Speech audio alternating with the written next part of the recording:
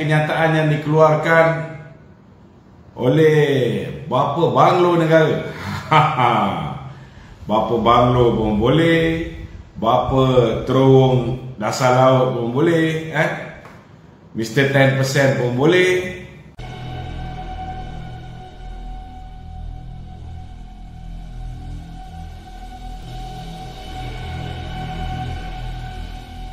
Yang mengeluarkan kenyataan meminta supaya, tuan-tuan tahu tak siapa ni? Saya merujuk kepada anak kepada Lim Kit Siang, iaitu Lim Guan Eng. Beliau hari ini meminta supaya ketua pengarah SPRM ataupun ketua Pesuruhjaya SPRM ditukar serta-merta. Bila dia sebut nak tukar ketua Pesuruhjaya SPRM, saya masih ingat lagi kemusnahan yang dibawa oleh keturunan Lim, keturunan dinasti Lim ini. Mula-mula bila mereka memerintah, tuan-tuan, apa yang dibuat oleh bapa dia, Lim Kit Siang, ialah memaksa supaya Tan Sri Raus, iaitu ketua hakim negara, meletakkan jawatan. Tujuan dia apa? Rupa-rupanya tujuan dia untuk melantik Tan Sri Richard Malanjut, iaitu orang yang selepas saja bersara terus naik pentas, berceramah di atas pentas bersama dengan pemimpin DAP di pilihan raya negeri Sabah. Dan saudara, begitu juga dengan mereka juga berusaha untuk menggugurkan Tan Sri Apandi Ali, iaitu peguam negara. Untuk apa dia nak letak, tuan-tuan? Dia nak pecat peguam negara dan gantikan dengan tidak lain tidak bukan Tommy Thomas, iaitu peguam kepada dirinya sendiri dalam kes rasuah yang melibatkan banglo bernilai 4.2 juta yang beliau beli daripada Pang Likun dengan harga hanya 2.8 juta selepas dia menukar status tanah milik Magnificent Emblem, di mana syarikat ini board of director dia ialah Pang Likun, tuan punya banglo yang dijual pada Lim Guan Eng below market price. Dan seperti mana yang kita sedia maklum, menukar ketua SPRM ni bukan tak pernah dibuat. Pernah, saudara. Siapa yang dia letak? Dia tukar Tan Sri Syukri Abdul, dia tukar Syukri Abdul, dia gantikan dengan Latifah Koya, tuan-tuan. Siapa Latifah Koya ni? Latifah Koya merupakan ahli jawatan kuasa ataupun MPT, Majlis Pimpinan Tertinggi Parti Keadilan Rakyat. Cuba tuan-tuan bayangkan, jawatan yang begitu penting, Ketua Pesuruhjaya SPRM, dia letak MT Parti PKR. Jadi hari ini bila Lim Guan Eng tukar, dia minta supaya ditukar, Tan Sri Azam Baki ditukar, saya rasa dalam kepala dia tidak lain tidak bukan, dia kata PKR dah merasa letak ahli Majlis Kerja Tertinggi PKR sebagai Ketua Pesuruhjaya, baru-baru masuk kerja terus dapat sepapan, tuan-tuan. Apa dipanggil tu, lencana perkhidmatan. Sekali sepapan diletak ke atas dada Latifah Koya pada ketika itu. Jadi saya rasa sekarang ini sudah pastilah hasrat Lim Guan Eng untuk melihat supaya diletak pula mungkin Ronnie Liu, Ronnie Liu ke Puah Cukang apa ni, Tony Puah ke kan, sebagai Ketua Pesuruhjaya SPRM yang baru. Aduh, cukuplah kamu tukar perundangan negara ni daripada rule of law bertukar menjadi law of the jungle. Kamu letak peguam kepada Ketua Komunis Malaya yang juga merupakan peguam kamu sebagai peguam negara. Habis semua kes-kes yang melibatkan pemimpin Pakatan Harapan Siva Rasa Rahsia. Ada dua kes Akta Hasutan, kes MCMC gugur. Eric Paulson, kes Akta Hasutan gugur. Hassan Karim gugur. Tian Chua gugur. Rafizi dah kena 30 bulan penjara. Last kali kena denda saja, tuan-tuan. Habis semua sekali kes-kes pemimpin mereka digugurkan, termasuklah Lim Guan Eng yang dah 60 orang dikenal pasti sebagai saksi pendakwaan, 25 dah dipanggil, Richard Malanjut dah diangkat menjadi ketua hakim negara, peguam dia dah jadi peguam negara, pun tak berani, tak ada telur nak meneruskan perbicaraan. Tengok Datuk Zahid, walaupun kita punya Perdana Menteri sekarang daripada UMNO, beliau masih lagi turun naik mahkamah macam biasa.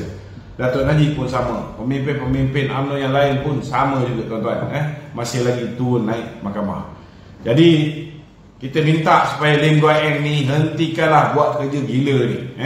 Saya rasa dalam Malaysia ni dah cukup banyak dah orang gila, jangan kau tambahkan lagi wahai Lim Guan Eng. Cukuplah sampai di sini saja. Janganlah ditambahkan lagi jumlah orang gila.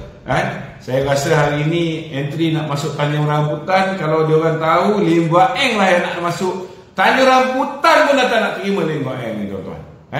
Itu sebab walaupun dia menang Central Committee Members DAP, dia telah digugurkan daripada menjadi Setiausaha Agung, diberikan kepada Anthony Loke. Jadi saya harap Lim Guan Eng ni dia ikutlah bapak dia. Bapak dia saudara sudah baca signal. Bapak dia sudah baca signal populariti Datuk Seri Najib, walaupun kau kencing macam mana sekalipun, walaupun kau fitnah macam mana sekalipun, orang dah tahu pendakwaan ke atas Datuk Seri Najib adalah pendakwaan yang bermotifkan politik, berniat jahat, dan pendakwaan terpilih. Apa tak terpilih dia? Bila orang Pakatan Harapan semua dibebaskan. Orang PN pun sama juga, semua dibebaskan, termasuklah Azmin Ali yang datangnya asalnya daripada Pakatan Harapan juga. Tapi bila melibatkan Presiden UMNO, dia terima duit daripada UKSB, rasuah. Bila Muhyiddin terima, tak rasuah. Political donation. Bila KJ terima, tak rasuah. Bila Isyamuddin terima, tak rasuah. Jadi inilah saudara. Sama juga, walaupun ada bukti-bukti baru, saudara, hari ini dah terbongkar dah. Bukti baru yang menunjukkan ada perlibatan Nazlan dah tersebar. Nak letak Queen Council pun tak lepas. Tuan-tuan rasa rakyat tak boleh berfikir benda ni? Rakyat boleh berfikir tuan-tuan. Rakyat tak bertanya kenapa Datuk Seri Najib yang menjadi kambing hitam didakwa, tetapi kenapa Zeti sampai sekarang tak didakwa, kenapa Nur Muhammad Yaakob tak didakwa, kenapa siapa nama Nik Faisal tak didakwa, kenapa Jolo tak didakwa. Tuan-tuan fikir rakyat tidak boleh fikir benda ni? Itu sebabnya populariti Datuk Seri Najib semakin hari semakin meningkat. Itu sebabnya sokongan terhadap Presiden UMNO semakin hari semakin meningkat. Sebab daripada orang tak tahu selama hari ini kerja-kerja kebajikan yang dia buat, duit dia dapat, dana politik pun dia masuk dalam Yayasan Akabudi, buat tahfiz, buat rumah anak yatim, buat masjid, buat sekolah agama, buat cipta Quran. Satu dunia tuan-tuan. Ada pemimpin PKR buat benda ni? Tak ada. Ada pemimpin Bersatu buat benda ni? Tak ada. Ada Mahathir buat benda ni walaupun anak dia semua billionaire? Tak ada tuan-tuan. Datuk Zahid sebelum ni tak pernah cerita benda ni, tetapi ada hikmah. Bila dia didakwa di mahkamah, akhirnya semuanya telah diredahkan di mahkamah. Bila dia mempertahankan diri, baik-baik orang tak tahu, semua orang tahu tuan-tuan.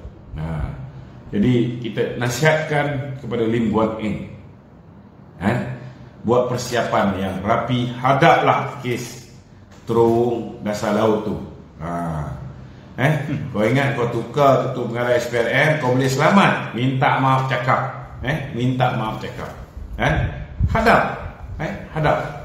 Tolong nafikan kamu tak terima 10%. Tolong nafikan dana lebih 300 juta dibelanjakan untuk feasibility studies terowong dasar laut tu, kamu tak dapat sesin haram pun.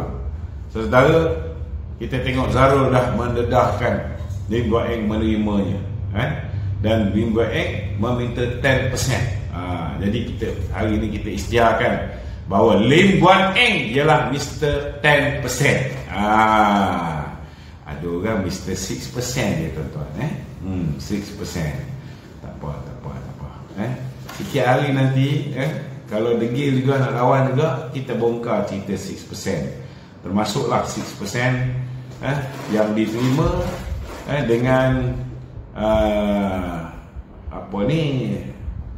projek Prima projek Prima yang dibuat oleh Sunway kita tahu bukan kita tak tahu, tapi belum masanya untuk dibuka. Kes Lim Guan Eng ni dulu dah di NFA ke macam mana tu? Kes Guan Eng ni. Kes Guan Eng. Kes Guan Eng ni kita kena faham. Refresh boleh. Peguam negara, Jabatan Peguam Negara minta supaya dia dilepaskan. Okey.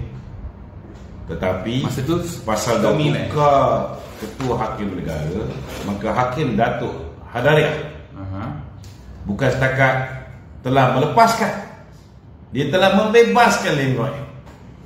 Pendahulu raya minta dilepaskan, tapi dia bukan setakat dilepaskan oleh hakim, dilepaskan dan dibebaskan oleh Hakim Datuk Hadariah. Dan Saudara Mohsin telah pun membuat semakan kehakiman ke atas keputusan yang dibuat oleh Hakim Datuk Hadariah. Sepatutnya yang mendengar pembicaraan pagi itu ialah Hakim Abdul Karim, tapi pasal dia dah tukar Ketua Hakim Negara orang dia, tiba-tiba pagi itu dapat arahan supaya tukar. Hakim Datuk Hadariah mendengar semakan ke atas keputusan yang dibuat oleh Hakim Datuk Hadariah. Jarang dalam dunia ni, jarang. Malaysia je ada tu. Hanya di Malaysia. Hanya di Malaysia. Bila rule of law bertukar menjadi law of the jungle. Kalau Tarzan masih hidup, Tarzan pun terkejut tuan-tuan. Tarzan pun. So maksudnya kes tu dah NFA, lepas tu sekarang dibuka balik oleh SPRM. Sebab tu dia marah tu ke? Sebab tu dia marah tu. Tak. Kau kena faham, jangan salah fakta. Kes yang melibatkan drone dasar laut ni, melibatkan banglo ni, kes ini tidak boleh dibuka balik. Sadaqallahul azim. Dia telah diselamatkan oleh Tommy Tomato. Tak boleh dibuka balik. Yang Tan Sri Azam Baki buka yang baru ni ialah kes baru, kes yang melibatkan terowong bawah dasar laut. Ini kenapa? Itu yang dia marah sangat. Selama hari ini dia boleh tutup kes yang dah berjalan, dia boleh tutup bawah Tommy Thomas, kes terowong dasar laut dah lama. Tapi masa Tommy Thomas dia boleh tutup. Faham? So bila tutup tak boleh buka balik lah kan? Tak boleh. Patut dia marah.